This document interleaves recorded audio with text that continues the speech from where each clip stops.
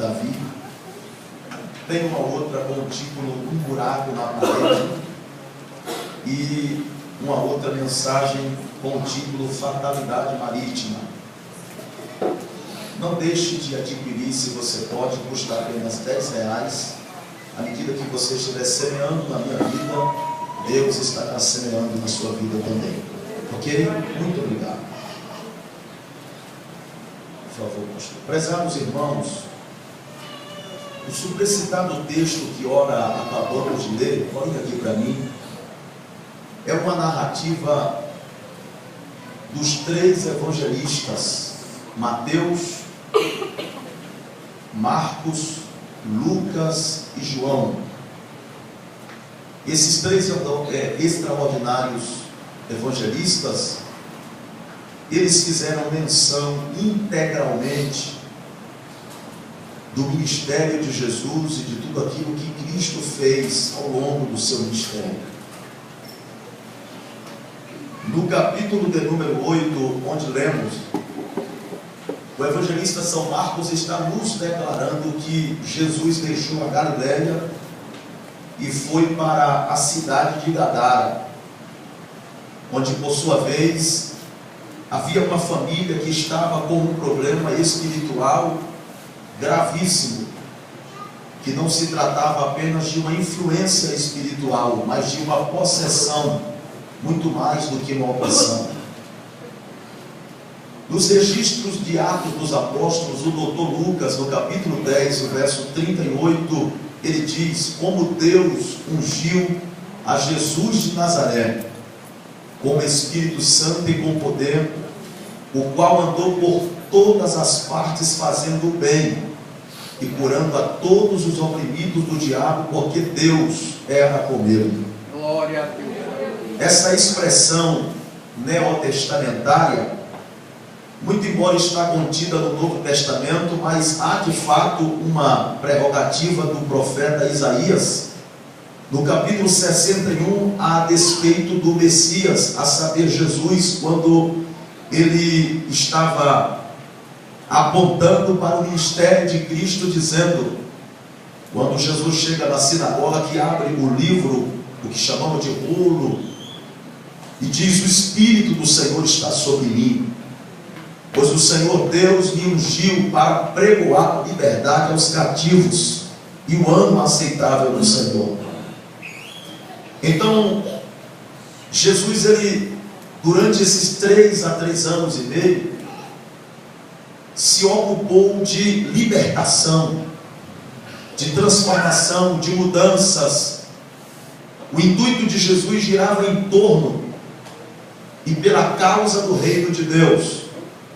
E a causa do reino de Deus não se aplicou aos bens materiais das pessoas que de perto, de longe e mais achegados estiveram com Jesus ao longo do seu ministério, mas se apregou a exatamente as vidas que por alguma razão tiveram algum problema espiritual nas suas vidas. No capítulo de número 8, nós vemos Jesus convidando os seus discípulos para ir à cidade de Gadara, e deixe-me lhes falar um pouco sobre essa cidade. A cidade de Gadara, ela era uma cidade que fazia parte de outras 9 cidades, somando 10 cidades, e que essas 10 cidades estavam politicamente presas a uma grande metrópole por nome de Decápolis. Esta metrópole por nome de Decápolis mantinha aprisionada politicamente essas cidades. No período de Jesus, o imperador, dentre tantos que passaram, o império era exatamente o Império Romano. Alexandre o Grande fez dessa cidade chamada Gadara um ponto turístico, para que pudesse fazer as suas festas, para que pudesse fazer as suas orgias, porque essa cidade era uma cidade que ficava às margens da praia ou lago, como costumamos chamar. Por várias vezes eles iam para lá, lideranças políticas, e se mantinham naquela cidade com o intuito exatamente de torná-la um ponto turístico e também empresarial.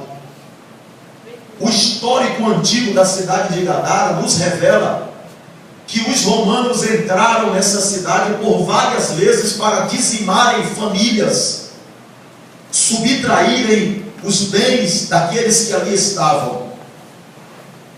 Geograficamente, essa cidade ela era afastada da convivência, do convívio dos judeus, porque o que era forte na cidade de Gadara era a venda dos porcos suínos, e os judeus não se comunicavam com os gentios e com ninguém que comia carnes de porcos e nem que cultivavam.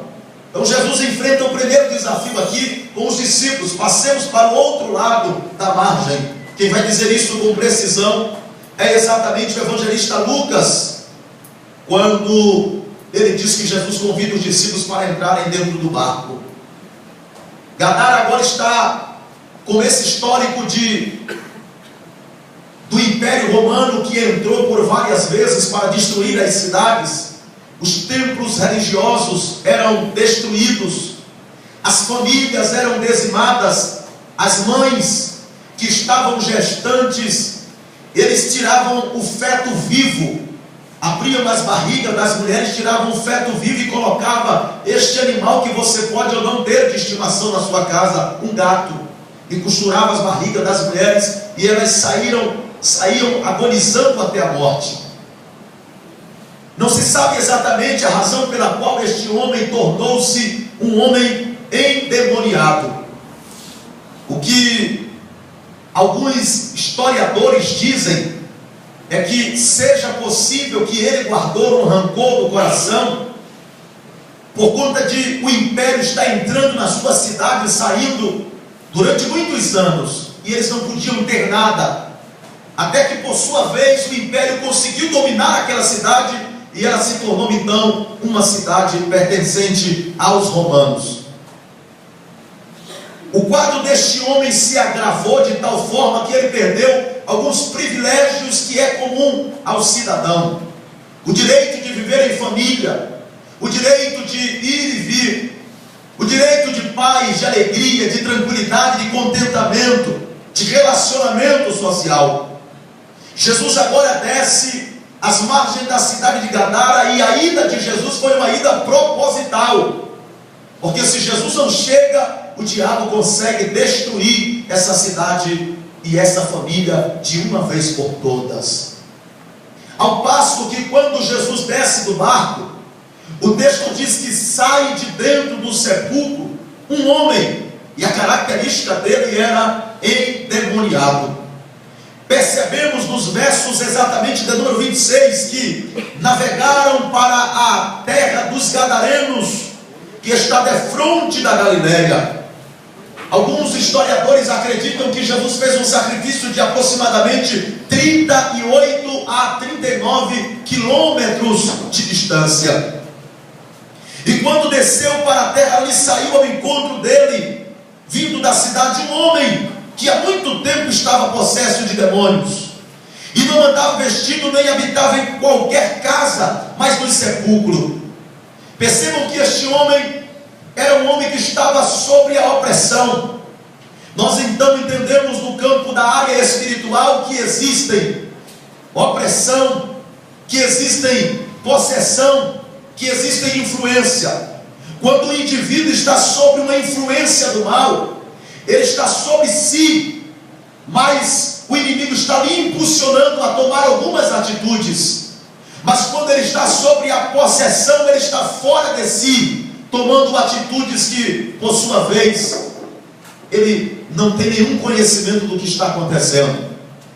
Jesus, sabendo desta natureza espiritual, ao descer do barco, ele libera logo uma palavra de autoridade que Marcos não vai dizer isso com precisão, senão Lucas. Lucas diz que quando Jesus liberta aquele homem, ele olha para Jesus e pergunta se porventura Jesus estava vindo para também lhe aprisionar. Por que ele disse isso? Porque a cidade já havia ali aprisionado com cadeias e prisões. Os demônios já haviam ali aprisionado por muito tempo, como disse Marcos.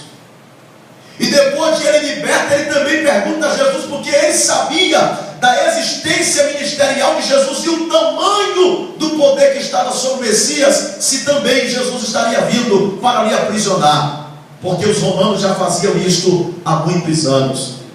Jesus disse: não, eu vim para lhe dar vida e vida em abundância. Este é o histórico da cidade de Gadara. Agora vamos conhecer um pouco sobre a vida deste homem. Em Marcos, capítulo de número 8, ou capítulo 5, e o verso 1, o evangelista Marcos faz algumas observações a respeito deste homem. O que é que está acontecendo aqui? Primeiro, eu encontro pelo menos 3 poderes existenciais operantes na vida deste homem. O primeiro poder que eu encontro aqui inserido na vida deste homem é exatamente um poder satânico. No verso de número 1, a Bíblia diz: chegando a outra margem da província dos Gadarenos, saiu ele do barco e saiu ao encontro dos sepulcros um homem com espírito imundo. Veja o que é que Satanás conseguiu fazer na vida deste homem. Tirou ele de dentro da sua casa e o conduziu para o sepulcro. Isso é uma coisa muito séria. O contexto aqui, sepulcro, dá-nos a ideia exatamente de um cenário de morte. Percebam que quando Marta e Maria, depois de Jesus no terceiro dia ter ressuscitado e pela promessa e as profecias, elas então foram correndo para o sepulcro. E quando chegaram lá, o anjo do Senhor disse para Maria exatamente o seguinte: vocês estão procurando a quem? Ah, nós estamos procurando a Jesus. Por que vocês estão procurando entre os mortos aquele que vive? Então a ideia do que o anjo estava dizendo ali: se você quiser procurar alguém que está vivo, vá ao centro da cidade ou na casa dele. No cemitério só se vai buscar mortos, só se vai ao cemitério para homenagear, dar flores a mortos e não a vivos. E a ideia do inimigo aqui é exatamente esta: o inimigo tem um poder que lhe é peculiar, ele mata o homem sem tirar a sua existência. O inimigo causa um impacto de destruição na vida do homem de uma maneira tão extraordinária, que para a sociedade, para amigos, para setores de trabalho, para setores de estudo, para a família, é de uma maneira tão terrível, que essas pessoas não vivem, logo vegetam. Temos pessoas na sociedade dos dias atuais, nas grandes capitais, que perderam tudo, o inimigo lhes fizeram perder tudo. E hoje essas pessoas que antigamente eram pais de família, empresários, cantores, profissionais, atletas, hoje estão debaixo das pontes, nas cracolândias das grandes capitais. Hoje estão dentro das favelas, nas bocas de fumo. O que é isso? O inimigo fez com que essas pessoas morressem para a família. Fez com que essas pessoas morressem para o trabalho. Você já vai a uma empresa, fulano de tal, não trabalham mais aqui não. Os vícios, as drogas, as prostituições, os hábitos fizeram com que nós pudéssemos demiti-lo, e para ele ou para nós, eles já não mais existem aqui. O inimigo fez com que aquele homem, para a cidade e para a família, estivesse num quadro de morte. Quer encontrar o gadareno? Vá ao cemitério. Quantas são as pessoas, meus irmãos? E eu posso estar pregando aqui para alguém que tem um membro na família que é de fato um gadareno, não no sentido espiritual, mas no sentido de álcool, de prostituição, de drogas. E essa pessoa hoje é para a sociedade como um morto. É o impacto que o inimigo fez. Vale lembrar que em João capítulo 10, o verso 9, Jesus disse: o ladrão, fazendo referência a Satanás, não vem senão a matar, roubar e destruir. Olha a colocação de Jesus escrita por João: o ladrão não vem senão, ou seja, quem está envolvido no campo espiritual e que vai fazer um trabalho de feitiçaria, de macumba, de umbanda, de magia negra e de satanismo para atingir a uma família, a um povo, a uma nação, quando ele se coloca diante do mal, o inimigo diz logo: se não for para matar, roubar e destruir, não me faça sair do lugar onde estou. A ideia do inimigo não é dar benefício a ninguém. Esses atores, atletas, esses cantores de grandes proporções que fizeram pactos com Satanás, dizendo que o inimigo iria dar tudo. O proverbista Salomão já dissera: o que adianta o homem ganhar o mundo inteiro e perder a sua alma?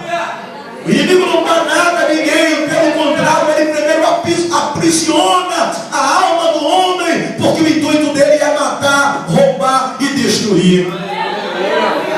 A segunda coisa que eu encontro no poder de Satanás, que ele conseguiu fazer na vida deste homem, não foi apenas lhe tirar a vida, a existência, ou de matar sem tirar a existência, lhe dar uma história de morte enquanto vivo, mas também conseguiu levar este homem ao deserto.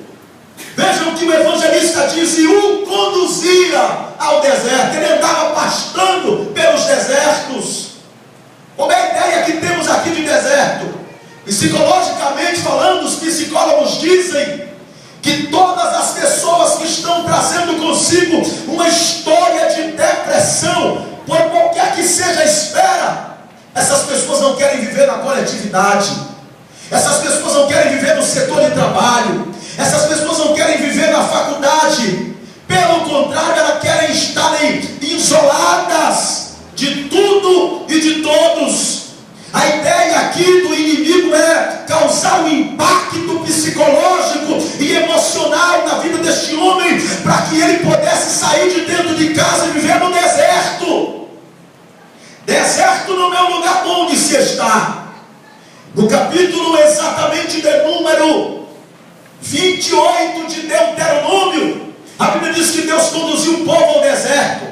E lá nós temos a presença de dois elementos fundamentais para a manutenção deste povo. De noite, a coluna de fogo que aquecia o povo. De dia, a coluna de nuvem que protegia. Agora eu pergunto aos senhores: vamos tirar a coluna de nuvem e a coluna de fogo, o que é que vai sobrar para o povo de Israel? Morte.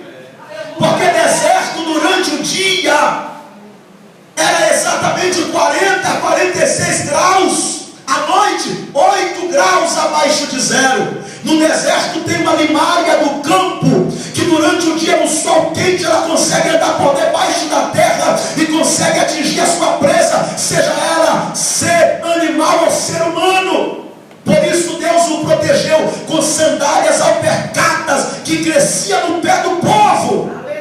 Sem esta provisão, as pessoas que estão no deserto padecem. Um outro exemplo que nós encontramos é em 1 de Reis, capítulo 19, versos 5 a 7, quando Elias também foi submetido ao deserto por Acabe e Jezabel, reis de Israel, e a Bíblia diz que ele andou 40 dias, 40 noites. Nós encontramos em Ezequiel, capítulo de número 20, o verso 10, o Senhor nos conduzir ao deserto. Ninguém quer ir ao deserto. Lembra de Jesus, no capítulo 4 de Mateus, e o verso número 1, a Bíblia diz: e o Espírito do Senhor conduziu Jesus, não foi para a cidade, não foi para lugares ilustres, mas sim para o deserto. Para quê? Para ser tentado por Satanás. Aonde é que o diabo está? Está na solidão. Todo solitário, ele tem pensamentos vulneráveis. Ninguém me ama, ninguém me vê, ninguém me enxerga. Existe uma palavra no mundo da psicologia chamada sentimento de autocomiseração. São aquelas pessoas que se sentem miserabilizadas em tudo. Ela se sente miserável em tudo, e por essa razão com que muitos deles se suicidam, porque estão no deserto, estão isolados. Você quer trazer ele para o meio, mas quando você sobe, ele se isola.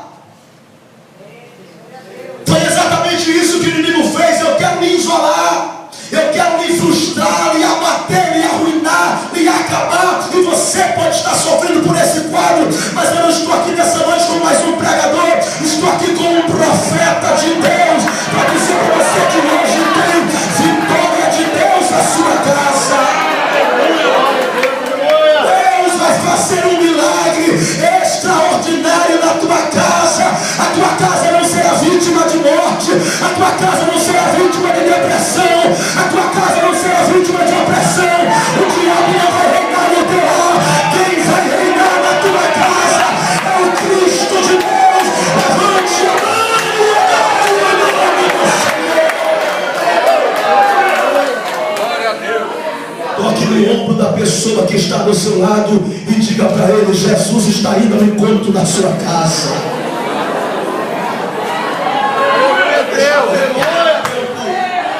Outro ponto negativo que eu encontro de operação na vida deste homem é que o mal, Satanás não conseguiu apenas levá-lo ao sepulcro, ao deserto, mas também o conseguiu levar ao monte. Ei, sepulcro, deserto e monte. O que é que temos de história do monte? Nós costumamos orar no monte. Eu muito gosto de estar no monte a sós com Deus. Isso é uma prática muito comum entre nós cristãos. Nós vamos ver a história do monte. O monte, ele obviamente é um lugar muito alto. É um lugar que quem está lá em cima está propenso à queda. Se o inimigo pega uma pessoa, leva ao sepulcro, depois leva ela ao deserto, com o sentimento de que para ela nada mais tem jeito, e agora leva para cima do monte, o intuito é suicidar esta pessoa. A história do monte na Bíblia, nós temos alguns exemplos. Jesus foi tentado em cima do monte. Existiu uma nação, e diga-se de passagem, poderosa, que eles habitavam exatamente em cima dos montes. O texto vai nos revelar em Números, capítulo de número exatamente 13, quando os espias foram à terra de Canaã. Lá eles encontraram 7 poderosas nações. Era o Brasil 7 vezes espalhado em um lugar. Os samorreus, os heveus, os cananeus, os gigaseus, enfim, 7 poderosas nações. Dentre essas 7 nações, havia uma nação que habitava em cima dos montes. Quem lá subisse estaria correndo o risco de ser morto, de ser jogado de lá de cima. E se eles descessem também, vinham no intuito de matar. Que nação era esta, pastor? Olha o nome e não se assombre: Amorreu. A palavra morreu vem de morte. Exatamente isto, Amorreu. Eles habitavam então em cima dos montes. Qual é o contexto que eu encontro aqui, meus queridos irmãos? O inimigo conduz esse homem para cima dos montes. Lucas não vai falar isto, mas o doutor Marcos, melhor dizendo, Lucas não vai falar isto, mas o evangelista Marcos diz que ele, olha aqui para mim, se feria de caco de telha. Vejam que havia exatamente uma legião. Uma legião era composta entre 2.500 a 6.000 demônios. Isso aí fica para os teólogos debaterem no campo das ideias. Mas havia uma quantidade enorme de demônios. E imagine uma pessoa, pastor, agora Luiz endemoniado, e ele agora no deserto, na cidade, no campo, nas cadeias, e agora em cima dos montes sendo atacado por esses demônios e se ferindo de caco de telha. Ele sobe no monte desesperado e quer se suicidar. Ele quer se ver livre dessa agonia. Ele quer se ver livre desse pavor que atormenta ele 24 horas. Não posso estar em casa com os meus familiares. Na sociedade ninguém me quer me prender. E ele sobe ao monte, mas ele não conseguiu se suicidar. Por quê, pastor? Porque Jesus estava chegando para dar o livramento para ele. Jesus estava chegando para mudar a sorte daquele homem. E ele então, ao perceber Jesus, ele estava no sepulcro e sai, e Jesus libera uma palavra de autoridade. Rapidamente, o segundo poder que eu encontro agindo na vida deste homem é exatamente o poder da sociedade de Gadara. Digam comigo, e vale a pena vocês frisarem isso. Digam comigo: o poder da sociedade de Gadara. Pegue na mão da pessoa que está do seu lado, dê uma olhada dentro dos olhos dela, dos olhos dele. Tem muito tempo que você dê uma olhada séria no olho de alguém assim, não é? Diga assim, ó: o poder da sociedade de Gadara estava em unidade com o poder de Satanás. Olha aqui para mim, meus amados. Eu disse aos senhores que a cidade de Gadara, ela vivia exatamente da venda e criação dos porcos. Havia um contexto empresarial muito grande naquela cidade. Constantemente, não tire os olhos de mim, constantemente entravam e saíam empresários daquela cidade para comprarem e para venderem. Portanto, o problema aquele que estava vendo do homem se tornar agora não um problema a ser resolvido, mas um problema a ser evitado. Logo, este homem se tornara uma ameaça para a bolsa de valores daquela cidade. Enquanto que os empresários estavam vendendo, comprando os porcos e vendendo, e comprando e vendendo, durante os finais de semana eles estavam se banqueteando nas piscinas termais, nas saunas, enquanto que o terror estava instalado na cidade. Agora, a cidade de Gadara está vivendo este drama. Se alguém fosse nas ruas da cidade: para onde é que você está indo? Não, eu vou para o trabalho. Muito cuidado, o gadareno está solto por aí. Para onde é que você está indo? Estou indo para a casa da minha mãe. Muito cuidado, você pode estar sendo vítima do gadareno. Se ele te pegar, vai arruinar a sua vida. E essa notícia tomou uma proporção que, segundo Mateus, Lucas vai dizer que toda a metrópole ficou sabendo do problema daquele moço. Logo, a renda per capita da cidade começa a cair. Os empresários começam a evitar de ir em Gadara. Todo mundo se viu aterrorizado. E a cidade, para não perder o fundo financeiro, que é o que o povo está mais querendo no século 21, se preocupar com o seu bem material e com o seu dinheiro, e que todo mundo se lixe, se arrebente na vida. Eu quero é ter o meu. Elas também tomaram medida. Como foi que eles agiram com o seu poder? Vejamos então o que disse Marcos. Marcos diz assim: o qual tinha, verso 3 do capítulo 5, a sua morada nos sepulcros, e nem com cadeias o podia alguém prender. O que foi que a cidade tomou como medida? Vamos então prender este homem.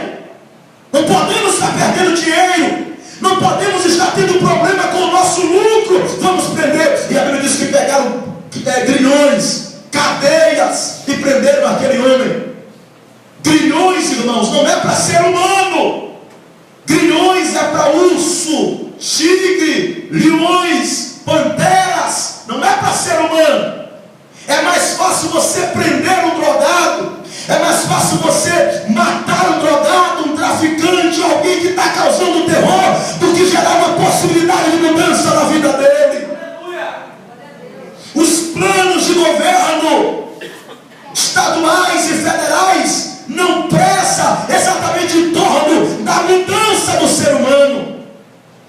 O senador Antônio Gilberto, um dia então no seu discurso no Senado, disse para a então atual presidente: vamos então acabar com todos os centros de recuperações e todas as instituições que estão ligadas, para que possam então restaurar o homem que está nas drogas.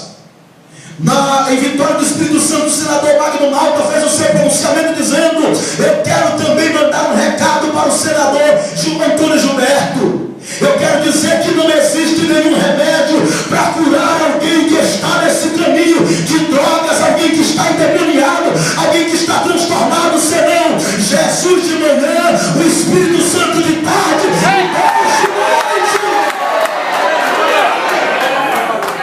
Pergunta aos senhores: qual foi o drogado, o traficante, o endemoniado, o assassino que o Estado recuperou? Ninguém. Mas Jesus ainda continua recuperando. Jesus ainda continua mudando história. Enquanto o mundo quer prender, quer acabar, quer arruinar, quer dar sentença de que acabou, Jesus ainda transforma vidas. A igreja não é a sede de Hollywood nos Estados Unidos, que querem pessoas perfeitas e capazes de tudo e de todo, não. A igreja é o maior centro de ressocialização. É de ideia de drogada, é de prostituta, é de ladrão, é de feiticeiro, que ele faz pregador, ele faz cantor, faz profeta, faz Deus. Você pode levantar a sua vida para Jesus. Você pode levantar a sua vida. Levante a mão enquanto você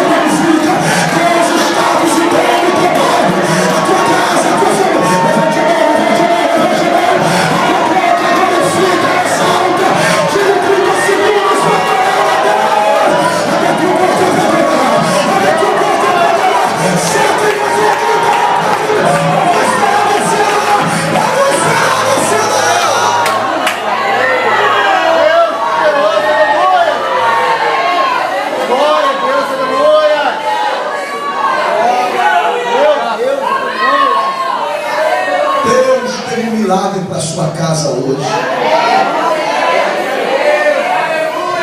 Em terceiro lugar, o terceiro poder que eu encontro agindo na vida deste homem. Se há no reino das trevas existe um poder de Satanás capaz de destruir, se a sociedade também tem um poder de rejeitar e de se preocupar com os seus valores, Jesus também tem um poder. Eu encontro aqui o poder de Jesus. A Bíblia diz que o Filho do Homem veio para desfazer as obras de Satanás. Ei, o Filho do Homem veio para desfazer as obras de Satanás. Levante a mão que eu vou profetizar na sua vida agora. Meus irmãos, eu estou vindo de um período de jejum em favor da sua vida. Eu não conheço você, não sei quem é você, mas Deus me disse: meu filho, tu estás indo para uma terra, jejum, ora e consagra, porque eu vou entrar em famílias para mudar a história. Eu quero descarregar aqui nessa noite um peso de glória sobre os demônios que tem trazido transtorno na tua casa. A partir de hoje, se prepare, haverá uma providência de Deus, haverá um milagre de Deus, haverá uma honra. Levante a mão, receba essa palavra.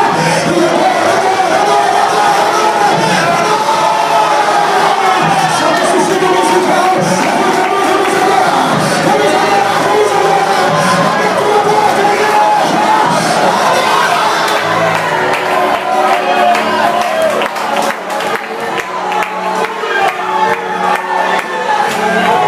É só isso que você pode fazer. É só isso.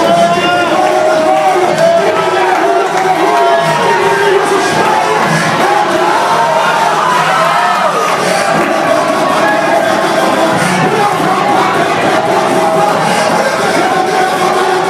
A providência de Deus está chegando.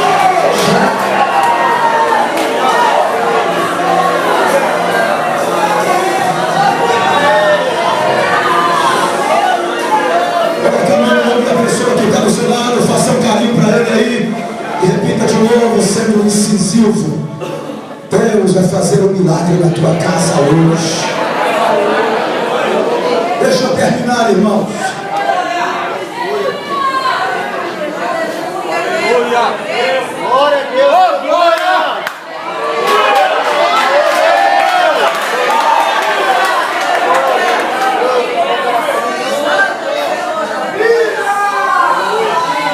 Aleluia! O poder de Jesus na vida do gadareno age de uma maneira direta, objetiva e com um processo de restituição. Quando Jesus chega na vida daquele homem, que libera exatamente a palavra de ordem, dizendo para Satanás: acabou, basta, chegou o final do sofrimento deste homem. A partir de agora em diante é vitória esmagadora na vida deste homem. Marcos não diz isso, mas Lucas já diz. Por isso que todos os Lucas são inteligentes. Lucas diz assim, pastora Paula, que aquele homem andava nu. Ei, não é de sunga, nem de cueca, nem de pijama, ele andava nu. Imagine o quadro deste homem.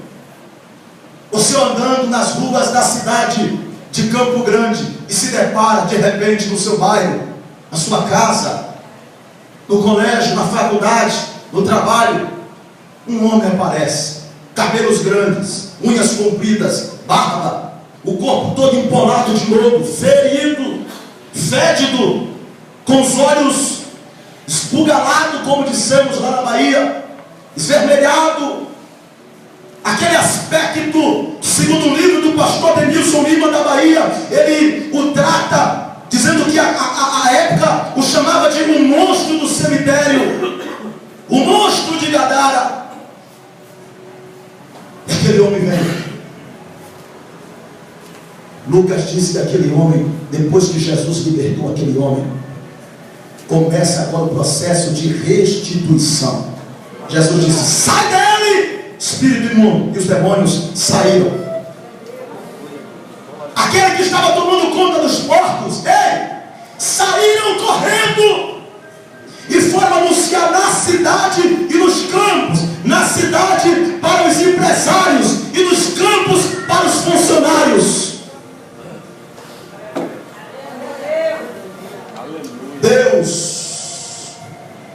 Deus vai quebrar a bolsa de valores de Satanás hoje aqui. Tem gente que está ganhando dinheiro com sua miséria, com seu fracasso, com sua derrota. Hoje chegou o final. Hoje chegou o final. Deus vai gerar um impacto na tua vida hoje. Por que que você está correndo, meu filho? Tem um homem lá, chamado Jesus de Nazaré. De onde ele é? Ele veio das mediações da Galileia. Está sozinho não? Tem mais ou menos uns 12 homens com ele. E por que você está tão ofegante? Sabe aquele homem, o gadareno, que andava nu, se feriu de carpinteiro, que a gente amarrou, que a gente fez de tudo aqui para não estar dando prejuízo? Os demônios saíram da vida deste homem. E qual é o motivo do que você está assim? Não, eu estou vindo aqui por outra razão. Lembra daquela manada de porcos que eu tomava conta do empresário fulano de tal? 2.500 porcos. Lembro? Pois bem, pensa no prejuízo. Os porcos foram atormentados e caíram no precipício. Se você chegar lá agora, vai encontrar no lago de Gadara os porcos todos boiando. Eu vou ver quem é esse cara, e aí parte correndo. De repente só vê a multidão. Os empresários também vão chegando. A cidade, a família, todo mundo vai chegando. Maravilha. E quando chegaram, eu gosto da Bíblia por causa dos seus mistérios. Eu gosto da Bíblia por causa dos seus mistérios. Quando eu leio meu querido e amado pastor Luiz, Mateus capítulo 5, 4, dos versos 1 a 5, eu encontro o diabo dizendo assim: se tu és, colocando dúvida em Jesus, o Filho de Deus, lança-te daqui abaixo. Jesus disse: não. Quando eu leio Mateus 4, pastora Paula, eu vejo o diabo dizendo assim: se tu és o Filho de Deus, transforma essas pedras em pães. Jesus disse: não.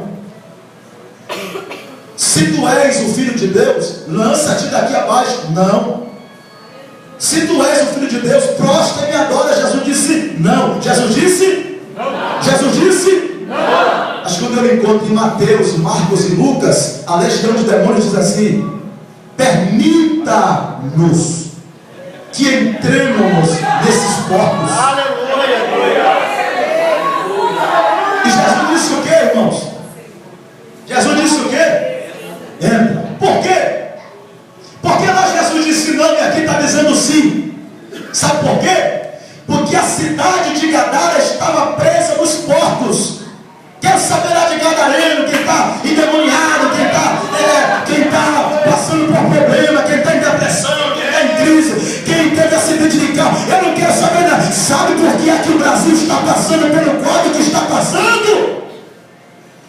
É Deus dando uma resposta a esta nação, que quem vale mais no Brasil não é dinheiro, não é carro, não é fama.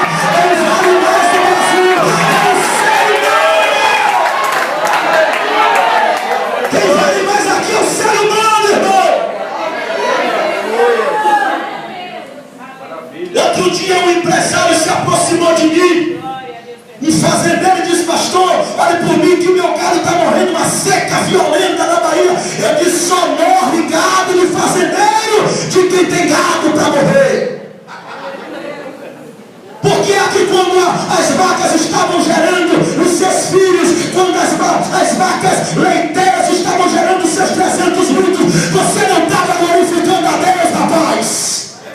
Quando a prova chega, você quer questionar. Deus vai punir esta nação de uma maneira tão violenta.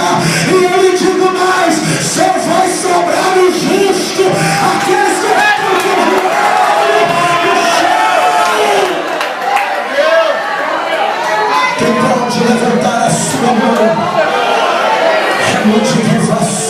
Quem pode abaixar a sua mão no ombro da pessoa que está do teu lado e dizer mais uma vez: Deus vai fazer um milagre na sua casa hoje. Aqui para mim, Deus. Aleluia. Os demônios, se precipitaram no lago. Os empresários chegaram, a população, os porqueiros, a família. E quando chegaram, eles perceberam duas coisas. Primeiro, olha aqui para mim, quem está me vendo e me ouvindo, diga um amém. Amém. A primeira coisa que percebeu, Lucas que vai dizer isso: encontraram o homem sentado, vestido e em perfeito juízo. Aleluia! Não, você não entendeu, não. Se você tivesse entendido, você tinha dado glória a Deus maior. Eu vou repetir de novo. Vão chegar na tua casa e vai encontrar você sentado. Vão chegar na tua casa e vai encontrar você vestido com as roupas de Jesus ou dos discípulos e em perfeito juízo. Deus vai fazer milagre na tua vida hoje. Deus vai te tirar da lama do pó. Deus vai te tirar da tragédia, vai te colocar de pé. Ele é um Deus que é maior do que coisa ruim, é maior do que Satanás, é maior do que santidade. Ele é maior, é maior. Eu não estou pregando um Deus de matéria de mal e filho de mal. Eu estou pregando um Deus que é maior.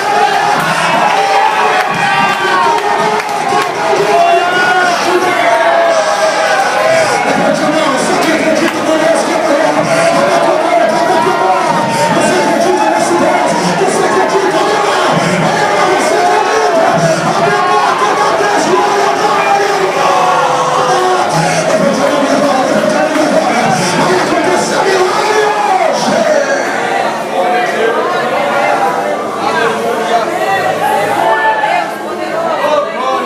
Para a gente encerrar, irmãos, a segunda coisa que eles perceberam, olharam para o homem e agora olharam para Jesus.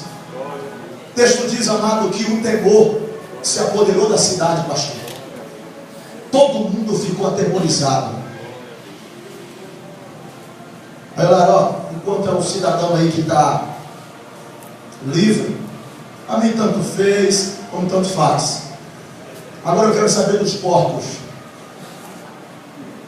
Você quebrou a nossa banca aqui, Jesus.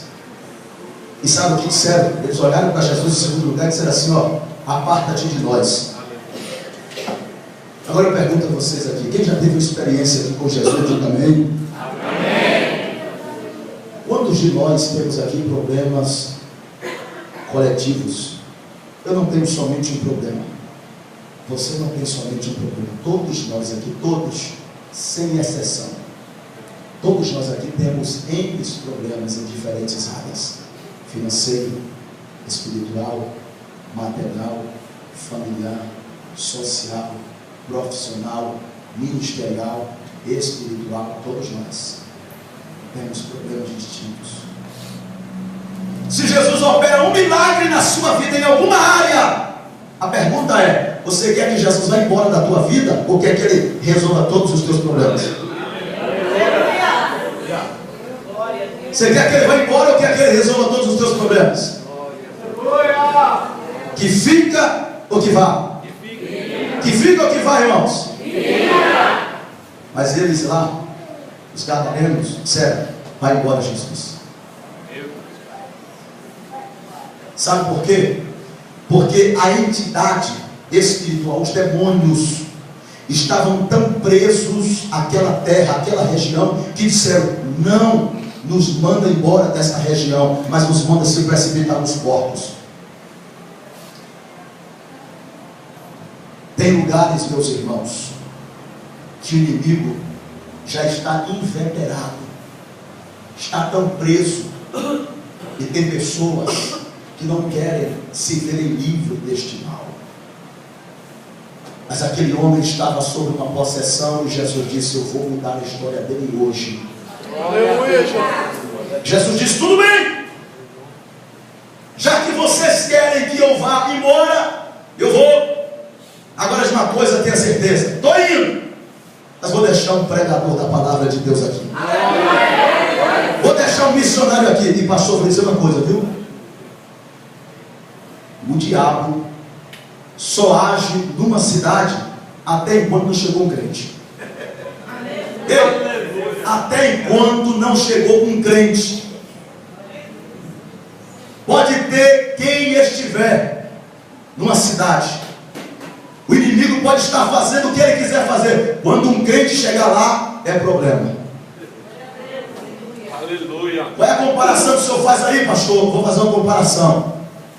As forças do nosso Brasil em matéria de poderes executivos, polícia militar, polícia civil, federal, exército, aeronáutica, marinha, se tiver uma quadrilha assaltando um banco, qualquer uma desta corporação, horas citadas, aparecer, sujou, vamos embora.